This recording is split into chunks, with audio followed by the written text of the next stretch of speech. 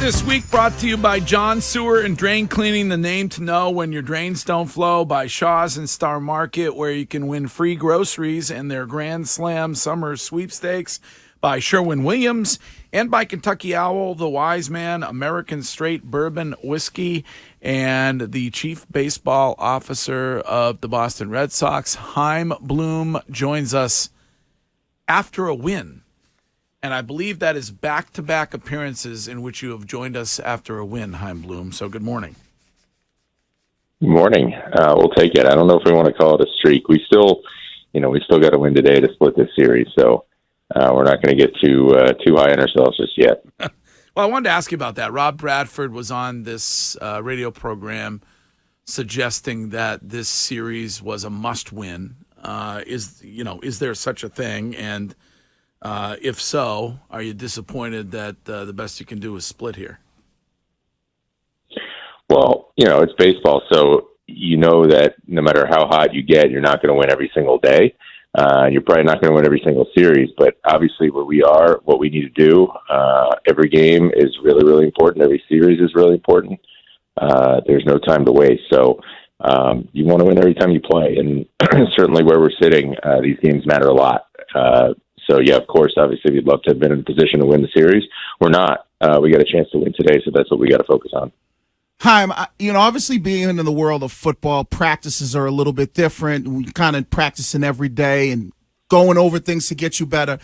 When you see some of the issues that Rafael Devers has in the field, how much fielding is the manager allowed to be able to do to help a guy with fielding that might have some issues?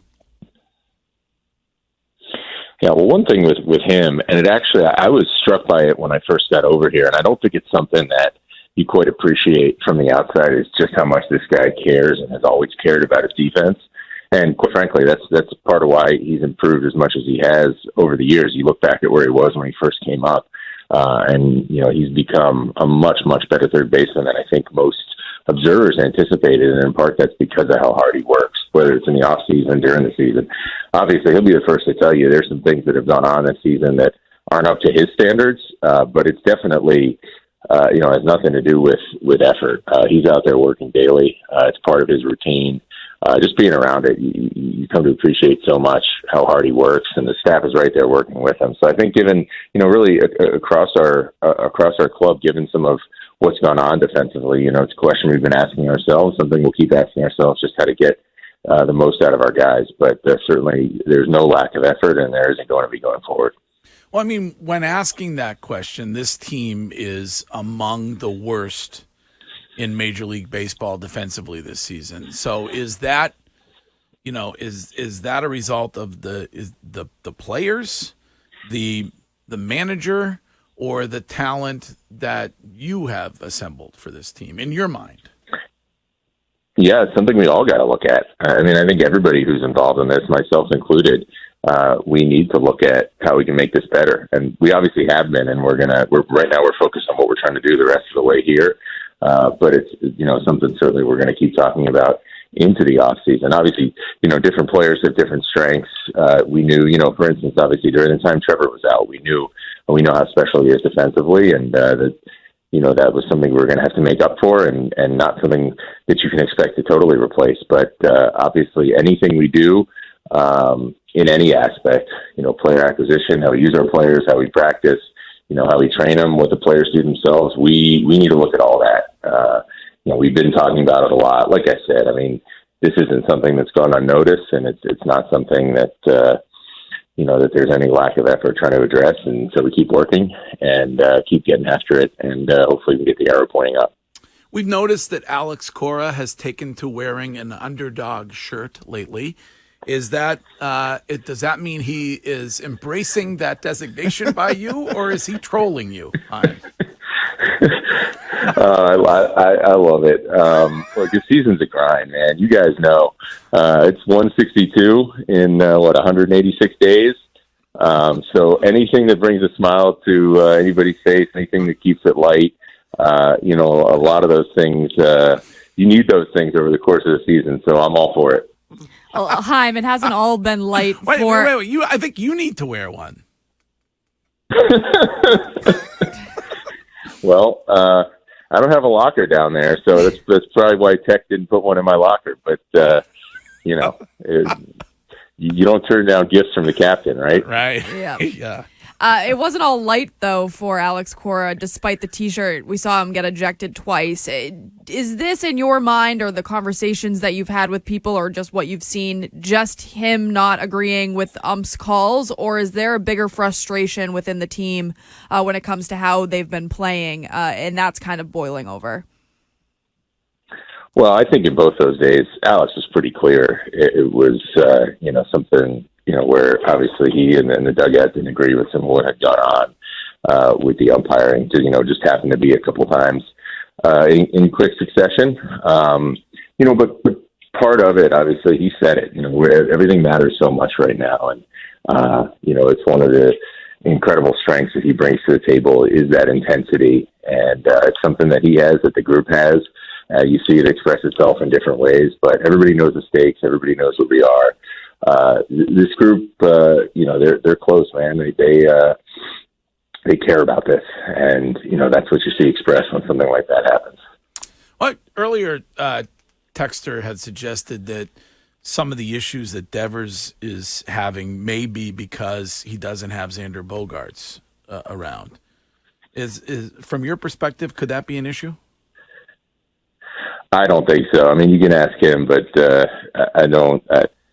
I can't wrap my mind around, why somebody would think that.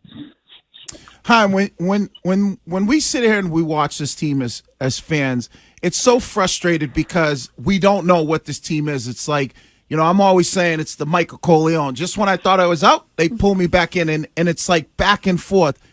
Do you feel that same way when you look at this team and you're trying to figure out what the identity of this team is this late in the season? It's funny. I say this a lot. I think that it's true. Even though obviously I have a hand in this, and a lot of us in the office, we have a hand in this. Once the game starts, obviously we sit back and watch like everybody else, and we probably go through a lot of the same emotions that all our fans do, watching the games and living the ups and downs.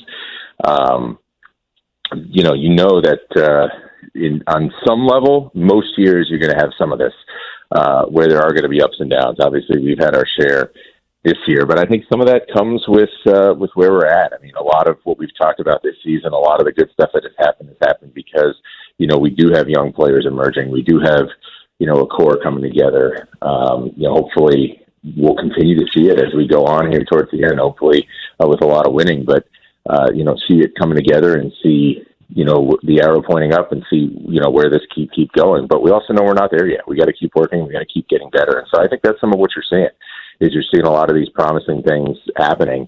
And then, there are days or there are stretches where you don't see them as consistently as you need to. And it shows that we still got work to do and where we need to go. So that's part of this. Obviously it's not fun in the moment when you're going through one of those ruts. But the fact that this group keeps pulling out of it and keeps showing it to you again and again, the ability to come through, the ability to come together and win games, and that we continue to do that late into August, I think that says a lot about the group.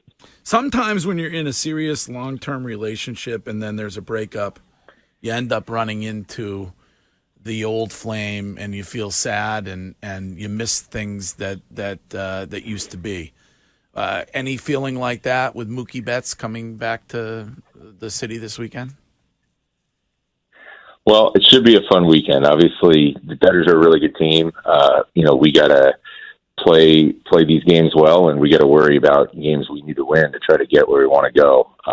It's obviously going to be an interesting weekend, a really fun weekend, unique weekend at Fenway. And I know there's going to be all sorts of emotions. I know there will be for him.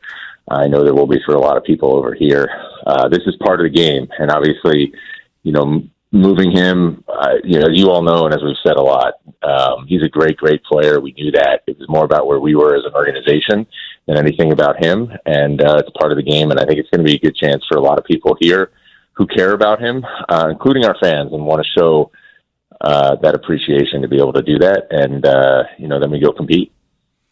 I never know what you can and can't say about players, but I'll just ask this in general. If you have a player like Shohei Uttani who ends up you're being called the greatest to ever play the game, and is looking at a $60 million contract annually, who ends up unfortunately getting injured. How does that change kind of the expectation for a player like that when it comes to general managers or chief baseball officers like you? Yeah, well, there's definitely, like you mentioned, there's definitely not a ton I could say about this because, he's somebody else's player, and just in general, that's their business and obviously his business. But he's obviously, you say players like him, there aren't any, right? He's one of a kind. So it's a very unique situation. I think, hopefully for benefit, everybody loves baseball. What this guy does is so unique, and hopefully it doesn't compromise his ability to do it all going forward. All right. Well, got to win this one today, and then a big series this weekend with the Dodgers. So thanks for taking the time this morning, and we will talk to you again soon, Chaim Bloom.